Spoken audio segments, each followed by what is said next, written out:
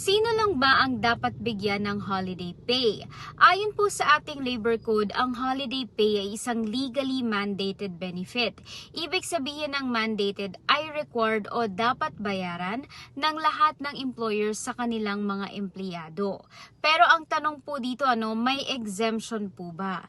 Meron po. Kapag ikaw ay government employee, kasambahay o housekeepers, managerial employees, officer or staff members ng managerial staff, retail worker at service establishments na mas mababa sa 10 ang empleyado, employer's family member at dependent ka dapat sa employer mo for support, field employees at hindi nasusupervise ng kumpanya ang in and out mo. Pwede po yung mga nasabi ko, pwede pong hindi bayaran ng holiday pay, okay? So sa mga nagtatanong dyan, check nyo na lang po kung isa kayo sa mga nabanggit dahil pag ganyan ay hindi pwedeng i-require ng employer nyo na magbayad ng holiday pay.